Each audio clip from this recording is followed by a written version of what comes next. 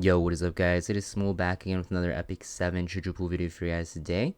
And today we're going to be talking about the banners of Ilynav and Elena and if they are worth pulling for on their banners, and also if their artifacts are worth purchasing for Powder of Knowledge in the Powder of Knowledge shop. That being said, let's start off with Ilynav very quickly. If you guys don't know what her skills do, her S3 is an AoE attack that gives her critical hit damage buff to herself and her team, and she will also get immunity, and this damage will scale with her own max HP, so you're going to most likely build her on a pretty tanky HP heavy build with critical hit damage.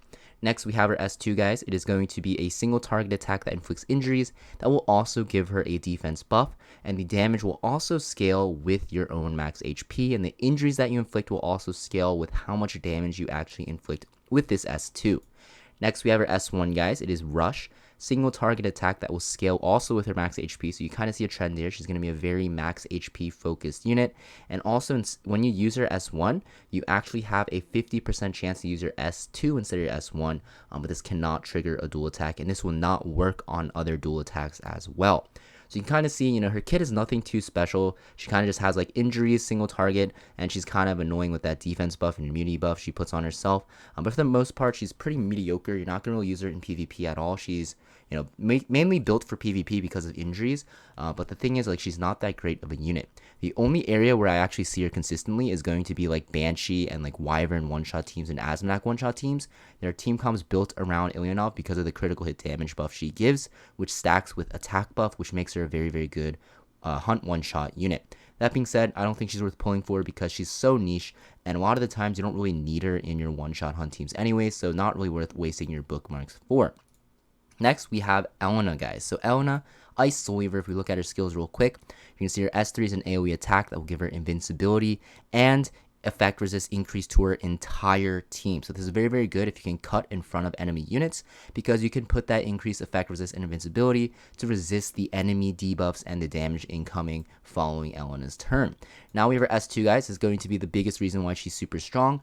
We have her Guardian's Authority passive. It is going to be that your entire team takes less damage from AoE attacks, and when you do get hit by an AoE attack, you'll activate Consecrated Ground, which will heal everyone, and she'll increase her combat readiness by 20%. So you can see if you build her quite fast, but not super fast, you can actually have her cut in front of like Rands and stuff like that, anything that AoE attacks and opens on your team.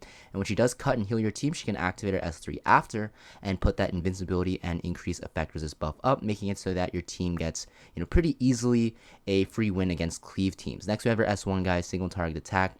It is going to dispel one debuff from 2 allies. Now, Elena, guys, as you can see, mainly a anti-cleave unit. There's already so many anti-cleave answers, though, so, you guys might not need her. And also, keep in mind that her S2 only works against AoE attacks.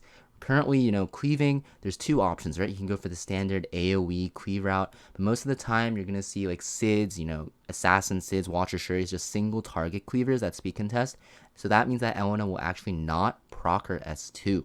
Against Lua and also like Conquer Elias as well, which are popular cleave openers, you actually won't proc your S2 either because they have non-attack skills. So you have to be very, very careful. Because of that fact, I think Elena has dropped quite a lot in the anti-cleave tier list, and because of that, I think she's also not worth pulling for either. She has pretty much no usage in PvE. Both units, guys, easy skips. Now let's talk about their artifacts very, very quickly. So first off, we have Wings of Light and Shadow. Night exclusive, it is a increased critical hit chance, and when you crit with a single attack, you'll increase the damage of the next attack by 10%, and at max level, it goes to 20%.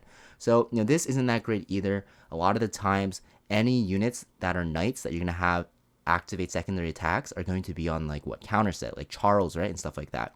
And when they're on counter set, you're going to want to put them on Elber's Ritual Shield as well, so they have a chance to counter when their allies get attacked as well, because if not, they will just get ignored. For that reason, this Knight artifact definitely needs a buff. It seems good on paper, but we have so many other options that are very, very strong, and for tanks, you're not going to really want to use this anyway, so I think this artifact is an easy skip, not really worth purchasing. Next, we have Stella Harpa. This is going to be Elena's artifact. It is going to be a chance to dispel one debuff from an ally after being attacked. This is actually pretty decent. Is it worth buying for powder, though? I don't really think so. The only area of content where I think this is very, very powerful is arena defense, especially if you're running Soul Weaver defenses. But there's not a lot of good Soul Weavers that are on defense. If you're running like a Rowana because you're newer to the game, this is very, very good on her. But for the most part, this is not that great. There's already a ton of good Soul Weaver artifacts, so you don't really have to waste your powder to buy one, because you'll eventually get a decent one because there's so many good ones. You can put a ton of artifacts on a number of different Soul Weavers and they'll all do very, very well. Sure, some might be better than the other in some situations, but for the most part, they're all very, very powerful. Even 4-star artifacts, right? For Soul Weavers, we have a lot of decent options. If we take a look here, you'll see, you know, for Soul Weavers, if we actually look at the Soul Weaver slot, I'll just go down the list and talk about all the good ones. So, Guardian Ice Crystal is really good. Doctor's Bag, really good. Stella Harpa, really good. Celestine, really good. Magaraha is really good. Rod, Idol's Cheer, they're just all really good. Like, even Touch of Reckless is very good. So, you have so many good options, and even in the 4-stars, like Magarahas, Wondrous Potion Vial, Water's Origin, so many good options. So I would definitely not waste your powder on a Soul Weaver artifact. So yeah, basically skip everything, guys. Just wanted to make this video to clear things up, because if you're new to the game, you guys might be wondering. If you're, you know, in the late game, you guys probably already know that these units aren't that great and these artifacts are not that worth it. But a lot of new players recently, so I wanted to make this video, and we'll be continuing to make more strategy pool videos in the future, like always. That being said, I hope this video helped you guys out, and I'll see you guys next time. Peace.